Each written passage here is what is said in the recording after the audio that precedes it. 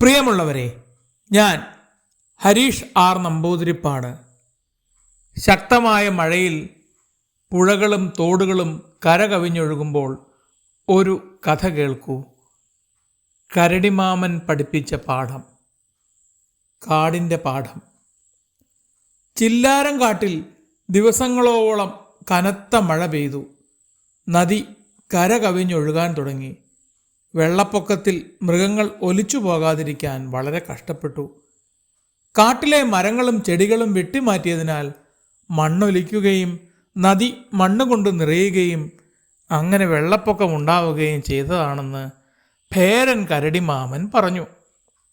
ഒഴുകിപ്പോയാൽ പിടിച്ചു നിൽക്കാൻ ഒരു മരം പോലും ഈ നദിയുടെ ചുറ്റുപാടുമില്ല. മാമൻ സങ്കടത്തോടെ പറഞ്ഞു.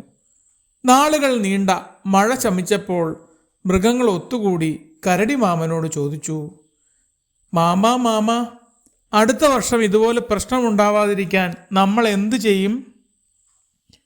മക്കളെ, നിങ്ങൾ കൂടുതൽ മരങ്ങൾ വച്ചു പിടിപ്പിക്കണം. നദിയിൽ വീണ് കിടക്കുന്ന മണ്ണ് മാറ്റി കരക്കെത്തിക്കണം. ആവശ്യത്തിന് കുളങ്ങൾ കുഴിച്ച് വെള്ളം സംഭരിക്കണം. മഴക്കാലത്ത് സംഭരിക്കുന്ന വെള്ളം വേനൽക്കാലത്ത് ഉപയോഗപ്പെടും. കാട്ടുമൃഗങ്ങൾ ഒന്നൊഴിയാതെ ഉത്സാഹത്തോടെ അപ്പൂപ്പൻ്റെ വാക്കുകൾ അനുസരിച്ച് പ്രവർത്തിച്ചു. മണ്ണ് ഒലിച്ചു പോകാതിരിക്കാൻ പാകത്തിനുള്ള വേരുള്ള പുൽച്ചെടികളും സസ്യങ്ങളും പുഴയുടെ ഇരുവശത്തും പിടിപ്പിച്ചു. നാളുകൾ കടന്നുപോയി. വീണ്ടും മഴക്കാലം വന്നു ചേർന്നു. കാട് അതിനെ നേരിടാൻ സജ്ജമായിരുന്നു. മഴവെള്ളം കൃത്യമായി ഒഴുകി പുഴയിലെത്തി. കുളങ്ങളിലും തോടുകളിലും നിറഞ്ഞ ശേഷം ബാക്കിയുള്ള വെള്ളവും പുഴയിൽ തന്നെ ചെന്നു.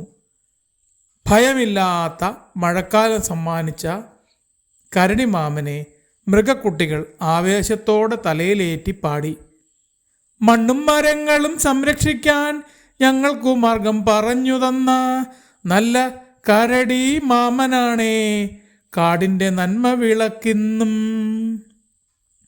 അത് കേട്ട് കരടിമാമൻ സന്തോഷത്തോടെ പുഞ്ചിരിച്ചു.